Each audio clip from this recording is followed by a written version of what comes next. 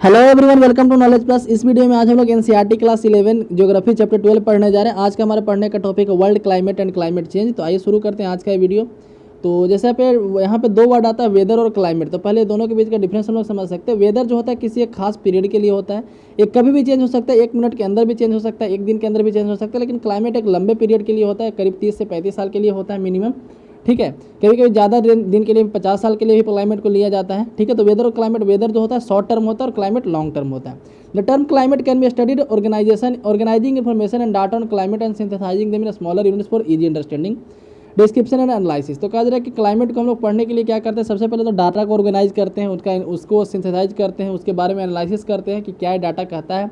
This broad approaches have been adopted for classifying climate. तो इसी सब के आधार पर क्लासीफाई किया गया है क्लाइमेट को। There empirical, genetic and applied. Empirical classification based on observe data. Empirical classification जो उसको ऑब्जर्वेशन के डाटा के आधार पर, particularly on temperature and precipitation.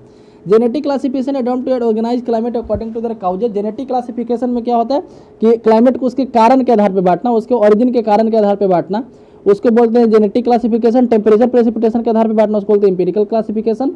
And applied classification for specific पर। अप्लाइड क्लासिफिकेशन कोई स्पेशल कारण से, मतलब लोग जो अपने सुविधा के अनुसार बांट लेते हैं, तो उसको बोलते हैं applied classification.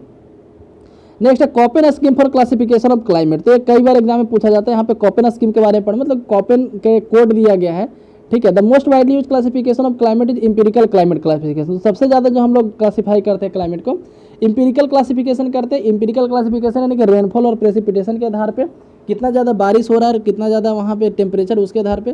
कॉपेन identified a close relationship between the distribution of vegetation and climate. तो कॉपेन के द्वारा वेजिटेशन, मतलब वहाँ किस तरीके का फसल उगता है, किस तरीके के पेड़ पौधे पाए जाते हैं, और क्लाइमेट बीच में एक डायरेक्टली रिलेशन है, कॉपेन के द्वारा ऐसा सोचा गया। He selected certain value of temperature and precipitation and related them to distribution of vegetation and used the value of classifying the climate। तो कहा जा रहा है उनके द्वारा डिस्ट्रीब्यूशन, मतलब कि कुछ वैल्यू लिया गया, कुछ वेजिटेशन को चूज किया गया और वहाँ पर उनको क्लासीफाई किया गया क्लाइमेट के आधार पे। It is an empirical classification based on mean annual and monthly temperature and precipitation data. तो जैसा कि पहले बताया, टेम्परेचर और प्रेसिपिटेशन डाटा के आधार पर जब हम लोग बांटते हैं तो उसको हम लोग इंपेरिकल क्लासिफिकेशन बोलते हैं। Introduce the use of capital and small letter to designate climate groups and types. तो क्लाइमेट को डिफरेंट ग्रुप में बांटा गया और उसके लिए कैपिटल और स्मॉल लेटर का कम्बिनेशन इस तरीके से लिए हैं। हम लोग उसके बारे में अभी डिटेल में पढ़ेंगे। All the develop in 1918 and modified over a period of time, Koppen scheme is still popular and in use. तो कहा जा रहा है कि कॉपेन का जो स्कीम है 1918 में डेवलप किया गया था। ठीक है, हालांकि अभी भी पॉपुलर है।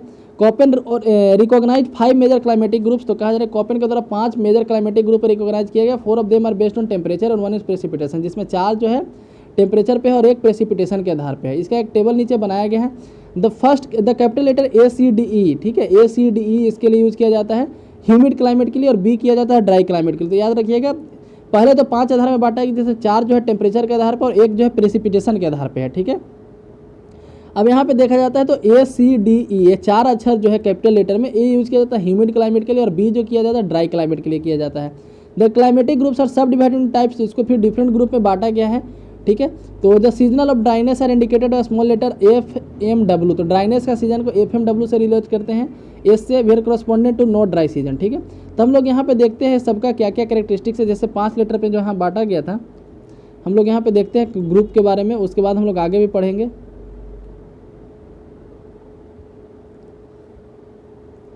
तो जैसा कि यहाँ पे है, सबसे पहले ट्रॉपिकल। ठीक है, tropical average temperature of the coldest month is -18 degree Celsius और हाइयर। तो कहा जाए ट्रॉपिकल क्लाइमेट में A आता है, यहाँ का एवरेज टेम्परेचर है कोल्डेस्ट मंथ का -18 डिग्री सेल्सियस या उससे ज़्यादा होता है। तो ट्रॉपिकल क्लाइमेट ये जोन हो गया जहाँ एवरेज टेम्परेचर कोल्डेस्ट मंथ का 18 डिग्री सेल्सियस के आधार पे है या उससे ज़्यादा होता है। ड्राई क्लाइमेट की बात किया जाए तो पोटेंशियल इवेपोरेशन एक्सीड प्रेसिपिटेशन, जहाँ पे इवेपोरेशन प्रेसिपिटेशन से ज़्यादा होता है तो उसको ड्राई क्लाइमेट बोलते हैं। प्रेसिपिटेशन यानी कि जो बारिश आया उससे ज़्यादा इवेपोरेट हो जा रहा है तो इसको ड्राई बोलेंगे, है ना। तो इसको B से डिनोट करते हैं। वार्म टेम्परेट की बात किया जाए इसको C से डिनोट करते हैं। तो the average temperature of coldest month of the mid latitude climate year is higher than -33 degree Celsius but below 18 degree Celsius. तो कह रहे हैं कोल्डेस्ट मंथ में देखा जाए तो एवरेज टेम्परेचर होता है -3 से तो ज़्यादा होता है, लेकिन 18 से कम होता है। 18 से ज़्यादा होने पे ट्रॉपिकल कहलाता है, 18 से कम होने पे वार्म टेम्परेट कहलाता है। उसके आगे बढ़े तो cold snow forest climate, the average temperature of coldest month is -, degree Celsius और बिलो। तो कहा जा रहा है कि जो कोल्ड वाले में होता है -3 से भी कम होता है, इसको D से डिनोट करते हैं। अब E की बात किया जाए तो कोल्ड क्लाइमेट एवरेज टेम्परेचर यहाँ पे sorry average temperature for all month is below 10 degree Celsius. तो कहा जा रहा है कि यहाँ पे सिर्फ कोल्डेस्ट मंथ का काउंट किया जाता था ना यहाँ तीनों में, यहाँ पे सारे मंथ का यहाँ पे टेम्परेचर जो है 10 डिग्री सेल्सियस से कम हो तो उसको कोल्ड क्लाइमेट बोलते हैं। उसके अलावा हाईलैंड है कोल्ड ड्यू टू एलिवेशन, तो एलिवेशन के कारण जो कोल्ड होता है उसको हाईलैंड बोला जाता है, जैसे हिमालय के पास जो कोल्ड होता है वो हो गया। तो इसको आप स्क्रीनशॉट लेकर के याद कर सकते हैं कि किस तरीके से, या फिर दोबारा इसको सुन सकते हैं समझने के लिए। आगे हम लोग बढ़ते हैं तो यहाँ पे दिखाया जा रहा है कि एम मतलब मानसून टाइम क्लाइमेट, डब्ल्यू मतलब विंटर ड्राई सीजन, ठीक है, एस मतलब summer dry season. The small letter a b c d refer to degree of severity of temperature. The B dry climates are sub divided using the capital letter S for steppe और semi arid, W for desert. तो इस तरीके से फिर इसको classify किया गया है, उसके बारे में यहाँ पे दिखाया गया है। तो जैसा कि आप यहाँ पे देख सकते हैं, एक मिनट, हाँ, जैसे सबसे पहले हम लोग देखते हैं ए क्लाइमेट के, ए ट्रॉपिक टाइप क्लाइमेट का, ठीक है, उसको फिर डिफरेंट टाइप में बांटा गया है, tropical wet, tropical monsoon, tropical wet and dry. तो इसके लिए क्या कोड आएगा, तो हम लोग को मेनली ए कोड को याद करना है, ठीक है। एग्जाम में ऐसे पूछा जाता है कि एफ कोड किसके लिए है, तो एफ कोड, तो ए मतलब हो गया ट्रॉपिकल, ठीक है, और एफ मतलब वेट। जैसे यहाँ पे बताया गया था कि एफ का मतलब क्या होता है, यहाँ दिया गया था, सॉरी, एफ का मतलब होता है नो ड्राई सीजन। तो एफ का मतलब है नो ड्राई सीजन, कहने का मतलब क्या हुआ कि वहाँ पे वेट सीजन, ठीक है। तो इसी तरीके से यहाँ पे डिफरेंट कोड डेवलप किए हैं। तो ट्रॉपिकल के लिए ए डिनोट किया जाता है, तो इसको 3 पार्ट में बांटा गया, ए एफ, ए एम और ए डब्ल्यू। ए एफ यानी कि ट्रॉपिकल वेट, ए एम यानी कि ट्रॉपिकल मानसून। तो यदि आपको याद हो कि ए मतलब ट्रॉपिकल होता है तो आप यहाँ पे देख सकते हैं कि ए एम मतलब कि ट्रॉपिकल मानसून और डब्ल्यू मतलब वेट एंड ड्राई, तो ए डब्ल्यू मतलब ट्रॉपिकल वेट एंड ड्राई, ठीक है। तो नो ड्राई सीजन के लिए एफ यूज किया जाता है, या फिर ऐसे याद रख सकते हैं ट्रॉपिकल वेट के लिए एफ यूज किया जाता है। तो एग्जाम में पूछा जाता है कि एफ कोड किसके लिए है या एम कोड किसके लिए, इस तरीके से पूछा जाता है, ठीक है।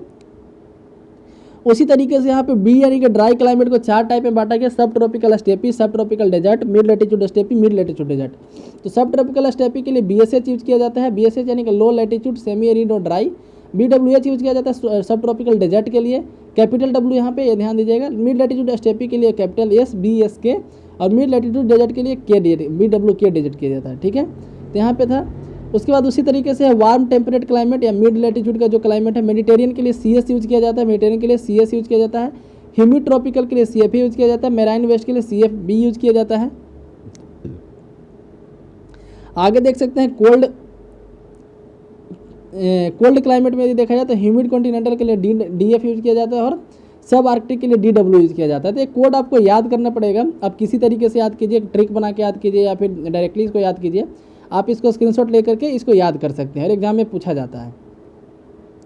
आगे बढ़ते हैं हम लोग, तो ट्रॉपिकल ह्यूमिड क्लाइमेट के बारे में पढ़ते हैं। ग्रुप ए में जो ट्रॉपिकल ह्यूमिड क्लाइमेट है, तो tropical humid climate exist between tropic of Cancer, tropic of Capricorn. तो मेनली ट्रॉपिक ऑफ कैंसर से ट्रॉपिक ऑफ कैप्रिकॉर्न के बीच में आता है, 0 डिग्री है, ये 27.5 डिग्री नॉर्थ है, 27.5 डिग्री साउथ है, ठीक है। तो ये दोनों के बीच में होता है।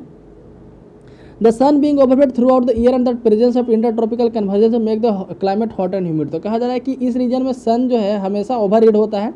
तो जैसे आप देख सकते हैं कि 21 जून को सन जो है ट्रॉपिक ऑफ कैंसर के ओवरहेड होता है, और 22 दिसंबर को ट्रॉपिक ऑफ कैप्रिकॉर्न के ओवरहेड होता है, ठीक है। और इसके बीच में बस ये घूमते रहता है सन, यहाँ से यहाँ तक बीच में। तो सन यहाँ पे साल में कहीं ना कहीं ओवरहेड होता है, और ITCZ इसी एरिया में पाया जाता है। ITCZ क्या होता है, क्लास 9th वाले में हम डिस्कस किए हैं, आप क्लास 9th का क्लाइमेट चैप्टर वहाँ पे देख सकते हैं। तो ITCZ के कारण, ITCZ और सन के ओवरहेड होने के कारण हॉट और ह्यूमिड यहाँ पे पाया जाता है। Annual range of temperature is very low. यहाँ पे एनुअल रेंज ऑफ टेम्परेचर मतलब कि मैक्सिमम माइनस मिनिमम, मैक्सिमम में से मिनिमम को माइनस करने का जो टेम्परेचर का रेंज निकलेगा वो काफ़ी कम होता है, बाकी सबके मुकाबले रेनफॉल हाई होता है। The tropical group is divided in 3 types, इसको 3 टाइप में बांटा गया, जैसा कि AF है, AF मतलब ट्रॉपिकल वेट क्लाइमेट, AM है ट्रॉपिकल मानसून क्लाइमेट, और AW है tropical wet and dry climate. अब पढ़ते हैं हम लोग ट्रॉपिकल वेट क्लाइमेट के बारे में। तो tropical wet climate is found near the equator, equator के पास पाया जाता है। The major areas are Amazon basin, South America, western equatorial Africa and island of East Indies. तो significant amount of rainfall occur in every month, यहाँ पे हमेशा बारिश होता है, हर महीने बारिश होता है, ठीक है। The temperature is uniformly high and annual range of temperature negligible. यहाँ पर टेम्परेचर काफ़ी ज़्यादा होता है, और जो रेंज ऑफ टेम्परेचर है वो नेग्लिजिबल होता है, मतलब कि मिनिमम में से मैक्सिमम में से मिनिमम घटाने का जो रेंज आता है वो काफ़ी कम होता है बाकी लोगों के मुकाबले। The maximum temperature on any day is around 30 degree Celsius, by the minimum temperature is 20 degree Celsius. Tropical evergreen forest which dense canopy cover है large biodiversity are found in this climate. तो इस climate में tropical evergreen forest पाए जाते हैं जिसका highest canopy होता है। ये बात कर रहे थे हम लोग ट्रॉपिकल वेट यानी नो ड्राई सीजन, जहाँ पे कोई भी ड्राई सीजन नहीं होता, उसके बारे में एफ की बात कर रहे थे। हम लोग एम की बात करते हैं, ट्रॉपिकल मानसून क्लाइमेट। तो फाउंड इन द इंडियन सब कंटिनेंट, तो भी याद रखिए इंडिया में कैसा एम है, ठीक है, एम है, ठीक है, tropical monsoon climate. North eastern part of south America, north eastern Australia, तो कहा जा रहा है इंडियन सब कंटिनेंट, इसके अलावा नॉर्थ ईस्टर्न साउथ अमेरिका और नॉर्दर्न ऑस्ट्रेलिया में क्लाइमेट पाया जाता है। हैवी रेनफॉल होता है यहाँ पे समर के महीने में, ठीक है। समर कहने का मतलब यहाँ पे जो विंटर का पहले वाला सीजन है उसको यहाँ पे समर और रेनी सीजन को इंक्लूड करके बोला जा रहा है। विंटर यहाँ पे ड्राई होता है, विंटर में बारिश नहीं होता है। The detail climatic account of this climate is given in the book on India physical environment. तो जो दूसरा बुक है इसका 11th क्लास का इंडिया फिजिकल, वहाँ पे इसके बारे में ज़्यादा पढ़ना है।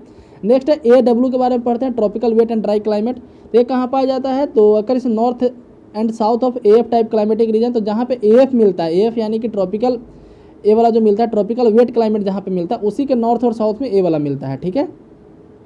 It borders with dry climate on the western part of continent and CF और CW द ईस्टर्न पार्ट। तो कहा जा रहा है कि इसके वेस्टर्न पार्ट पे ड्राई रीजन होता है, ड्राई क्लाइमेट होता है, जहाँ पे AW पाया जाता है उसके वेस्टर्न हिस्से में ड्राई पाया जाता है और उसके ईस्टर्न हिस्से में CF और CW पाया जाता है, ठीक है।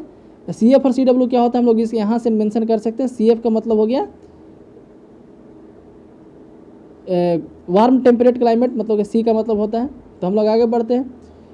Extensive AW climate is found in the north and south of Amazon forest in Brazil. तो ब्राज़ील के मेन फॉरेस्ट में AW पाया जाता है। बोलीविया, पेरुग्वे और साउथ अमेरिका में, Sudan and south of central Africa. The annual rainfall in this climate is considerably less than AF। तो कहा जा रहा है कि इसमें जो रेनफॉल होता है AF के मुकाबले कम होता है और AM के मुकाबले भी कम होता है। AF और AM क्या है, तो ट्रॉपिकल वेट और ट्रॉपिकल मानसून क्लाइमेट दोनों से कम होता है। The wet season is shorter and dry season is longer. यहाँ पे वेट सीजन शॉर्टर होता है, ड्राई सीजन थोड़ा लंबा होता है, ठीक है। Temperature is high through out the year, यहाँ पे टेम्परेचर सालों भर ज़्यादा होता है। Deciduous forest and tree settled grassland occur in this climate, ठीक है। अब पढ़ते हैं ड्राई क्लाइमेट के बारे में, बी के बारे में। तो dry climate characterise very low rainfall that is not adequate for growth of plant. तो ड्राई क्लाइमेट जो है काफ़ी कम रेनफॉल होता है जो प्लांट के ग्रोथ के लिए सही नहीं होता है। This climate cover a very large area of the planets extending over latitude from 50 degree to 60 degree north and south of equator. तो कहा जा रहा है कि इस तरह का क्लाइमेट जो काफ़ी बड़े एरिया में पाया जाता है, लगभग 15 से 60 डिग्री में ये भी पाया जाता है। At low latitude from 15 to 30 they occur in the area of sub tropical high where subsidence and inversion of temperature do not produce rainfall. On the western margin of continent adjoining the cold current, particularly over the west coast of South America, they extend more equatorwards and occurs on the east coast, the coastland. In middle latitude from 35 to 60 north and south of equator, they are confined to interior of subcontinent। तो जैसा कि यहाँ पे कहा जा रहा है कि इसको फिर दो पार्ट में बांटा गया कि 15 से 60 में पाया जाता है। तो इसको दो पार्ट में बांटा, 15 से 30 और 35 से 60, यानी 30 से 60 भी बोल सकते हैं। तो 15 से 30-35 के हिसाब से और 35 से 60 तक। तो 1530 से इलाके वाला में कंटिनेंट के वेस्टर्न हिस्से में पाए जाते हैं, लेकिन 35 से 60 डिग्री लेटीट्यूड में जो पाया जाता है वो कंट्री के इंटीरियर में पाए जाते हैं, इंटीरियर ऑफ कंटिनेंट में पाए जाते हैं। ड्राई क्लाइमेट को फिर बांटा गया है आगे। Dry climate are divided into steppe और semi arid climate, desert climate, दो तरीके से यहाँ पे देख रहे हैं। There further sub divided into sub tropical steppe and sub tropical desert. तो सबसे पहले तो इसको बांटा गया ड्राई क्लाइमेट को स्टेपी BS और BW में। BS और BW को फिर से बांट के कर दिया गया BSH और BWH, ठीक है, और BSK और BWK, यानी कि 4 पार्ट में इसको मेनली बांटा गया है, ठीक है। तो ये जो यहाँ पे आपको दिख रहा था BSH और BWH 15 से 35 डिग्री के लिए था और 35 से 60 के लिए है BSK और BWK, ठीक है। तो हम लोग पढ़ते हैं एक के बारे में। सब tropical steppe and sub tropical desert यानी BSH और BWH, ठीक है, उसके बारे में पढ़ते हैं। तो कहा जा रहा है कि BSH and BWH have common precipitation and temperature along characteristics. तो इसका जो टेम्परेचर और प्रेसिपिटेशन लगभग सेम है, कॉमन है दोनों में। Located in transition zone between humid and dry climate, ये कहाँ पाया जाता है, तो ह्यूमिड और ड्राई क्लाइमेट का ट्रांजिशन जोन पे पाया जाता है।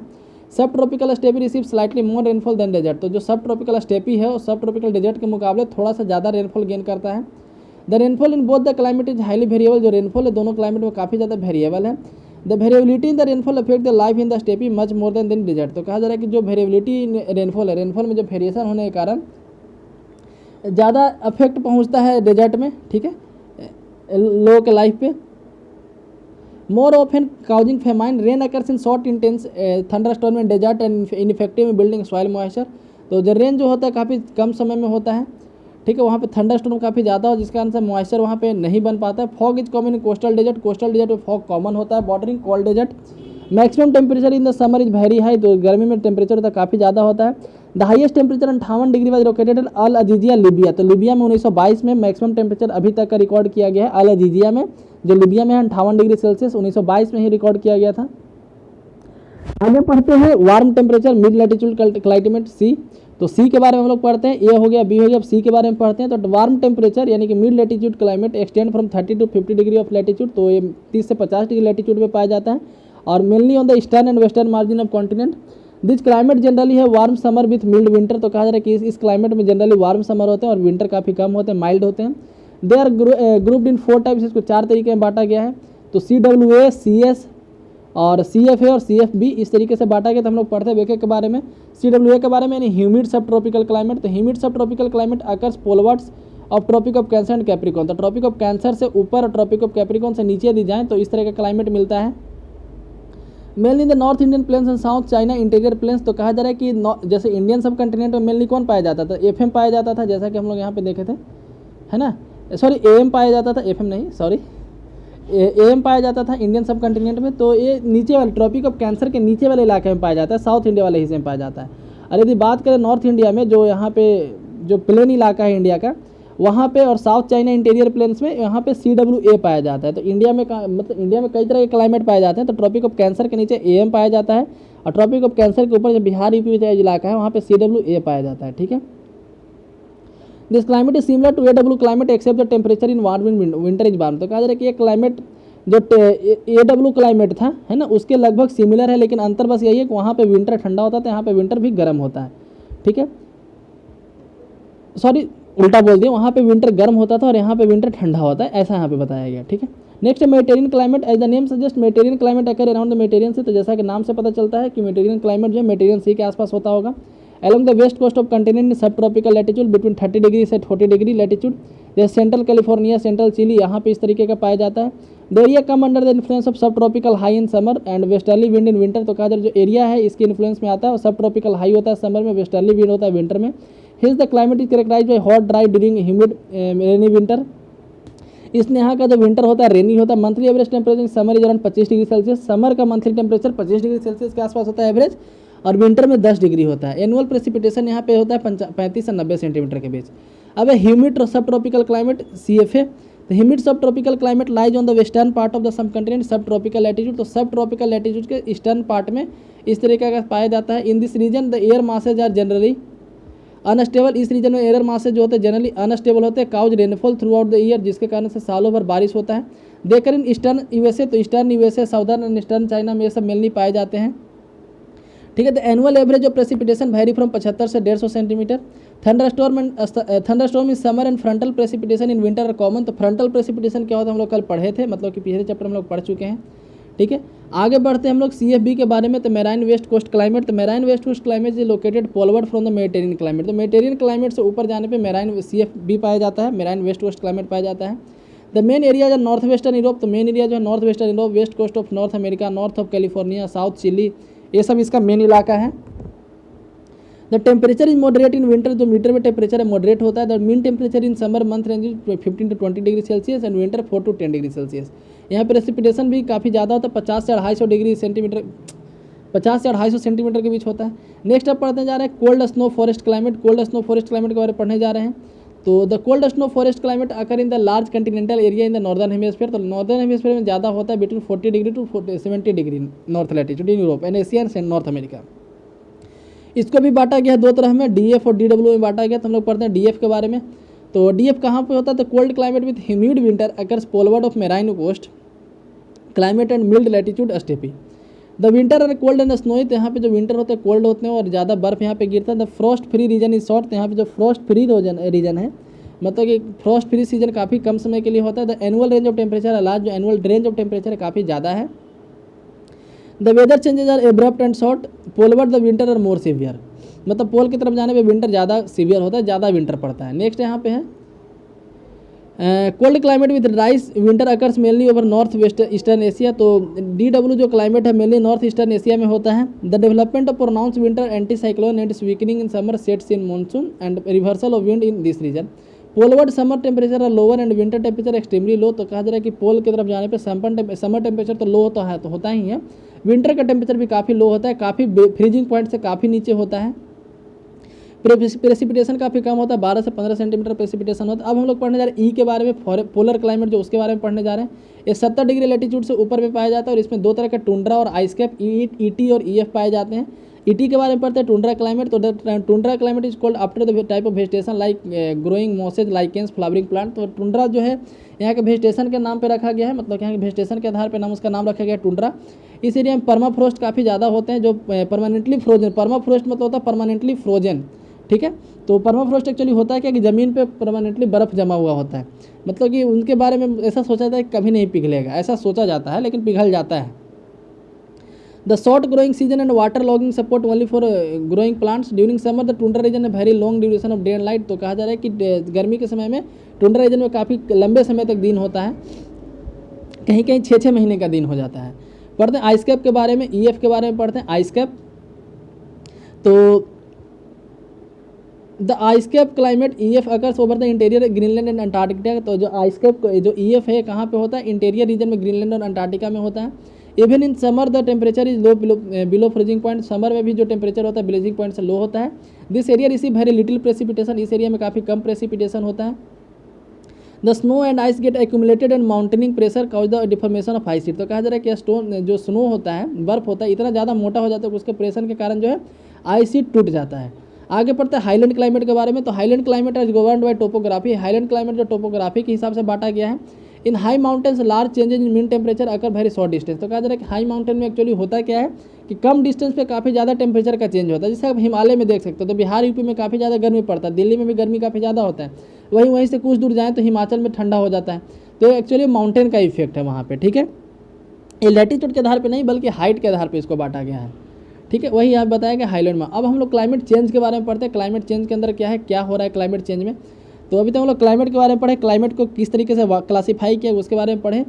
The earlier chapter on climate summarise on how understanding the climate is prevail now the type of climate we experience now might be prevailing over last 10,000 year. तो कहा है कि जो हम लोग आज क्लाइमेट देख रहे हैं लगभग पिछले 10,000 साल से है, लेकिन उसमें कुछ कुछ चेंज हो रहा है, minor and occasionally wide fluctuation.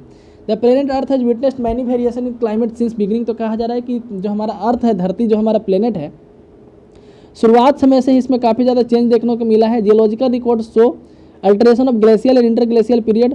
Geomorphological features specially in high altitude and high latitude exhibit traces of advances of retreat of glaciers. तो कहा जा रहा है कि इसके फीचर पढ़ते, यदि जियोग्राफिकल फीचर पढ़ते तो हम लोग को काफ़ी ज़्यादा इसमें जानकारी मिलता है किस तरीके से यहाँ पे चेंज हुआ है ना।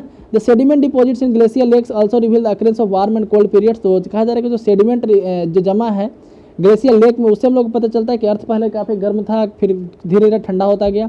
The rings in trees provide clue about wait and dry period. तो जो ट्री में जो रिंग्स पाए जाते हैं, ठीक है, जैसे ट्री को जब काटते हैं, मान लीजिए इस तरीके का जो पेड़ मिला, इसके अंदर जो रिंग पाए जाते हैं उससे हम लोग को पता चलता है कब ड्राई पीरियड था, कब वेट पीरियड था। एक्चुअली जब रिंग यदि मोटा हो तो समझते हैं कि वेट पीरियड था, उस साल बारिश काफ़ी ज़्यादा हुआ था।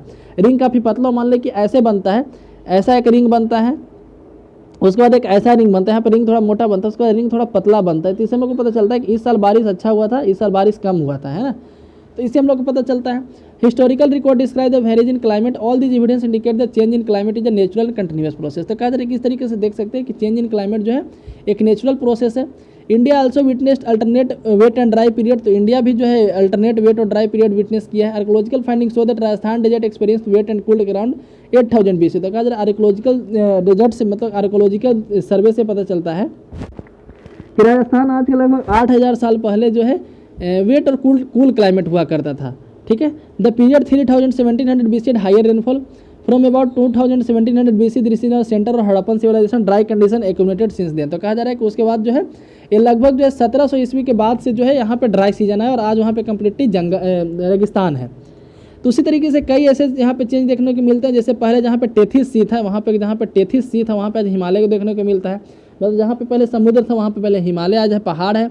जहाँ पे पहले पहाड़ था वहाँ पे समुद्र देखने को मिलता है। अंडमान निकोबार ऐसा माना जाता है कि पहले वहाँ पे एक बड़ा पहाड़ था जो डूब गया, तो उसी पहाड़ का जो अपर वाला पोर्शन है उसके ऊपर सेडिमेंट जमा होते होते आइलैंड बन गया है, ठीक है।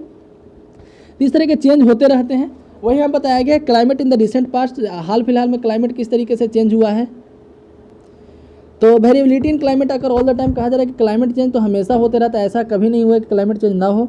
तो the 90s decade of last century witness extreme weather event, तो जो पिछले साल का 90s था, 1990 के आसपास का जो समय था उसमें काफ़ी ज़्यादा चेंज हुआ, ऐसा देखने को मिला। The 1990s recorded the warmest temperature of the century and some of the worst flood around the world. तो कहा जा रहा है कि इस सिचुएशन में मतलब कि इस समय क्या हुआ, सबसे गर्म दिन भी रहा उस समय, फिर सबसे ख़राब बारिश भी आया, सबसे ज़्यादा फ्लड आया।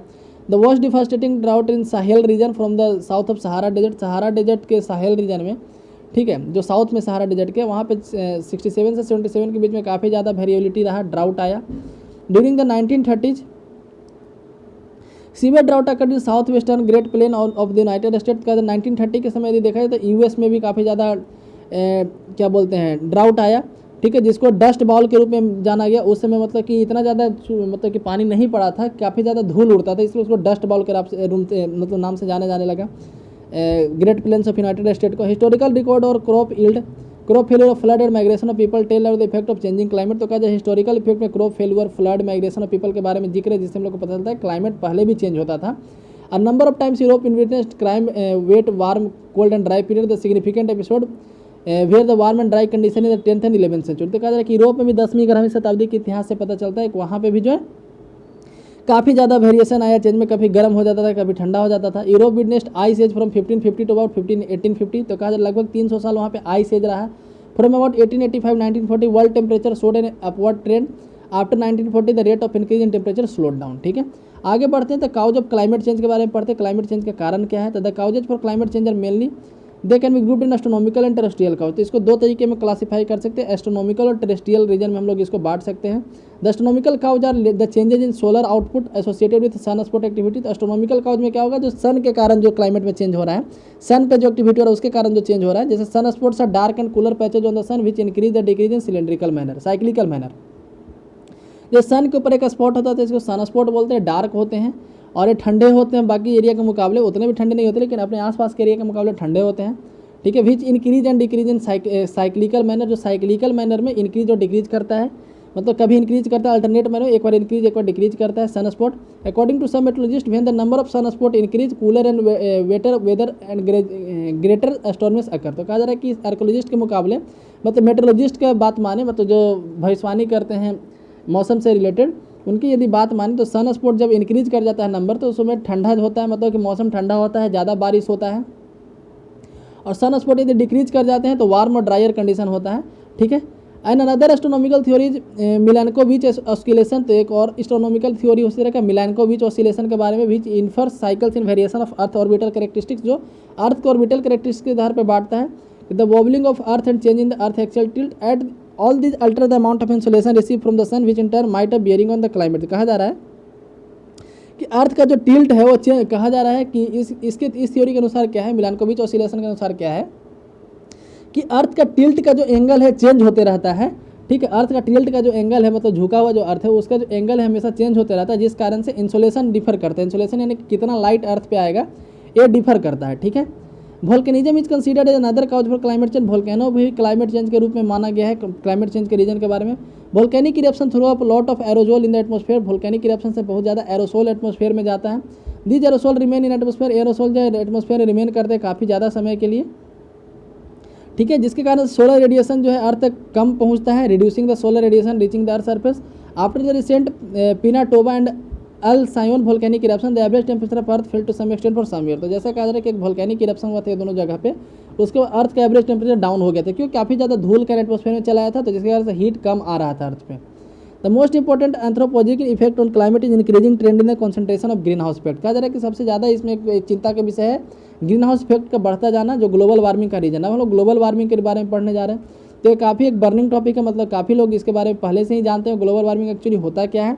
तो पहले हम लोग जैसे कि जाने कि सन पे जब लाइट आता है, सनलाइट आता है अर्थ पे, अर्थ उसको रिफ्लेक्ट करता है। तो रिफ्लेक्ट करते समय क्या होता है कि एटमॉस्फेयर कुछ एब्जॉर्ब कर लेता है। एब्जॉर्ब करने के कारण क्या होता है कि अर्थ का टेम्परेचर मेंटेन रहता है। यदि एब्जॉर्ब ना करे तो अर्थ का टेम्परेचर काफ़ी कम हो जाएगा, रात को काफ़ी ज़्यादा ठंडा हो जाएगा अर्थ, तो फिर यहाँ पर लाइफ एग्जिस्ट नहीं कर पाएगा। लेकिन एब्जॉर्प्शन जब काफ़ी ज़्यादा हो जाता है, मतलब कि जब अपने लिमिट से ज़्यादा एब्जॉर्ब करने लगेगा एटमॉस्फेयर, तो क्या होगा अर्थ का टेम्परेचर धीरे धीरे बढ़ने लगेगा। इसी को हम लोग ग्रीन हाउस इफेक्ट बोलते हैं। इसी को हम लोग ग्रीन हाउस इफेक्ट बोलते हैं, ठीक है। तो the term green house derive from the analogy to green house used in cold areas for preserving heat. तो कहा जा रहा है कि ग्रीन हाउस वर्ड जो आया है कोल्ड एरिया में यूज किया जाता है, हीट को प्रिजर्व करने के लिए ग्रीन हाउस का यूज किया जाता है। तो green house is made of glass, green house glass का बनाया जाता है। The glass which is transparent to incoming short wave solar. तो जो incoming short wave solar radiation है उसके लिए तो ट्रांसपेरेंट होता है, लेकिन जो लॉन्ग वेव जा रहा है इधर से, याद रखिए कि जो सन से आता है उसको शॉर्ट वेव बोलते हैं, जो जाता है उसको लॉन्ग वेव बोलते हैं, ठीक है। जो सोलर रेडिएशन सन से आता है उसको शॉर्ट वेव बोलते हैं, ठीक है। तो वही यहाँ पे बताया जा रहा है कि the glass therefore allow in more radiation and prevent the long wave radiation. तो बाहर जाने से रोकता है उस ग्लास, और इस तरीके से जो है हम लोग अंदर का टेम्परेचर को बढ़ा सकते हैं। When you enter a car और bus during summer where windows are close you feel more heat than outside. तो कहा जा रहा है कि जैसे कि आप देख सकते हैं कि जब हम लोग ऐसे कार में जब हम लोग जाते हैं, ठीक है, गर्मी के दिन में जहाँ पे खिड़की बंद हो, ठीक है, या कम्प्लीटली लॉक हो, तो वहाँ पे बाहर का मुकाबले ज़्यादा गर्मी होता है। एक्चुअली होता है वही है, शीशा जो है बाहर जाने नहीं देता है गैस को। ग्रीन हाउस गैस की बात करें तो काफ़ी ज़्यादा ग्रीन हाउस गैस है, जैसे यहाँ पे कार्बन डाइऑक्साइड सबसे important, CFC, methane, nitrous oxide, ozone, ये सब ग्रीन हाउस इफेक्ट में आते हैं। समअदर गैस जैसे nitrous oxide, NO, carbon monoxide, CO, ये भी ग्रीन हाउस इफेक्ट में आते हैं, ग्रीन हाउस गैस इफेक्ट करते हैं। CFC जो है हाल ही ज़्यादा इफेक्टिव है, काफ़ी ज़्यादा इफेक्टिव है। क्लोरोफ्लोरोकार्बन ओजोन लेयर को ओजोन लेयर जो हमारा स्ट्रेटोस्फीयर में पाया जाता है, ओजोन लेयर अल्ट्रा वायलेट रे को ऑब्जर्व करता है, जिसके कारण से अल्ट्रा वायलेट रे अर्थ पर नहीं पहुंच जाता और हम लोग को बीमारियों से बच जाता है। यदि अल्ट्रा वायलेट रे अर्थ पे पहुंच जाए तो सबसे ज़्यादा जो बीमारी होता है स्किन कैंसर, ठीक है। तो स्किन कैंसर होने से बचा देता है हम लोग को, ठीक है। लेकिन CFC के कारण ओजोन लेयर में छेद होते जा रहे हैं, जिसके कारण अल्ट्रा वायलेट रे नीचे पहुँच जा रहा है, ठीक है, नीचे पहुंच रहा है, जिसके कारण से लोगों को दिक्कत का सामना करना पड़ता है। The largest concentration of GHG in the atmosphere carbon dioxide. सबसे ज़्यादा जो ग्रीन हाउस गैस है एटमॉस्फेयर में वो है कार्बन डाइऑक्साइड। कार्बन डाइऑक्साइड का मेन रीजन क्या है, तो फॉसिल फ्यूल का जलना, पेट्रोलियम वगैरह का जलना। Chlorofluorocarbon product of human activity, CFC जो है ह्यूमन एक्टिविटी का प्रोडक्ट है, जैसे कि फ्रिज में इसका यूज किया जाता है काफ़ी ज़्यादा, ठीक है। The depletion of ozone concentration in that equal ozone hole. तो जो डिप्लीशन ऑफ ओजोन कॉन्सेंट्रेशन का कम होना जो है उसको ओजोन होल बोलते हैं। International effort has been initiated for reducing the emission of green house gas. तो कहा जा रहा है कि इसके लिए काफ़ी इंटरनेशनल इफेक्ट भी लिया गया, जैसे क्योटो प्रोटोकॉल है, क्योटो जापान का एक शहर, याद रखिएगा। इसको क्वेटा भी कहा जाता है कभी कभी, हालांकि क्वेटा क्यू से जब लिखा जाए QTTA, ठीक है। तो पाकिस्तान में एक शहर है, ठीक है, क्वेटा पाकिस्तान में एक शहर है, पहले इंडिया में ही था, 1947 में पाकिस्तान में चला गया है। तो ऐसा हम बोल सकते हैं कि क्वेटा इंडिया का शहर था जो पाकिस्तान में है, और क्वेटो जापान में है। तो याद रखिए क्वेटा और क्योटो में अंतर समझिएगा। क्वेटा में एक भूकंप आया था, ठीक है, आई थिंक 1935 के आसपास आया, तो जो काफ़ी डिवास्टेटिंग भूकंप था, अर्थक्वेक था। तो यदि अर्थक्वेक का डिवास्टेटिंग इफेक्ट लिखने को आए तब वहाँ पे उसको भी मेंशन कर सकते हैं। तो this protocol was went into effect in 2005 ratified by 145 nation. तो क्योटो प्रोटोकॉल 1997 में साइन तो हुआ, लेकिन इफेक्ट में आया 2005 में। Kyoto protocol bound 35 industrialised country to reduce their emission. तो कहा जा रहा है 35 कंट्री को बोला गया क्योटो प्रोटोकॉल के तहत कि आप अपना इमिशन को कम कीजिए, है ना, जो हाईली इंडस्ट्रियलाइज थे उनको बोला गया ऐसा। The increasing trend in the concentration of GHG यानी green house gas effect, green house gas in the atmosphere में in the long run warm up the earth once the global warming set is difficult to reverse it. कहा जाए green house के effect बढ़ने से, green house gas का संख्या बढ़ने से क्या होता है कि अर्थ का टेम्परेचर बढ़ रहा है, और एक बार यदि अर्थ का टेम्परेचर बढ़ गया तो कम करना फिर मुश्किल हो जाएगा। उसके अलावा और भी इसके रीजन है, सी लेवल राइज कर रहा है। सी लेवल राइज क्यों कर रहा है, क्योंकि ग्लेशियर जो है टेम्परेचर बढ़ने से पिघल रहा है, आइसकैप जो है अंटार्कटिका में वो पिघल रहे हैं, इसके कारण से सी लेवल बढ़ रहा है। और सी लेवल बढ़ने से जो आइलैंड है उनके ऊपर खतरा है, जो कोस्टल सिटी है उनके ऊपर खतरा है, ये डिसअपियर कर जाएगा कम्प्लीटली, है ना। आगे हम लोग बढ़ते हैं, एफर्ट है ऑलरेडी इनिशिएटेड। तो कई एफर्ट इस तरीके के लिए गए हैं ग्रीन हाउस के इफेक्ट्स को रोकने के लिए, ठीक है। तो यहाँ पे हम लोग उसके बारे में पढ़ सकते हैं कि किस तरीके से क्या क्या इफेक्ट, ज़्यादा यहाँ पे डिस्कस तो नहीं किया क्या क्या इफर्ट लिया गया है, ठीक है।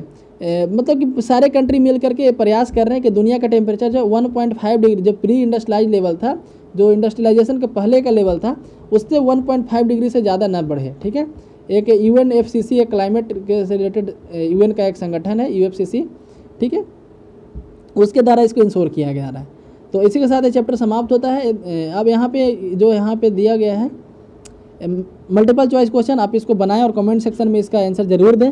यदि वीडियो पसंद आए तो लाइक करें, चैनल को सब्सक्राइब करें। धन्यवाद।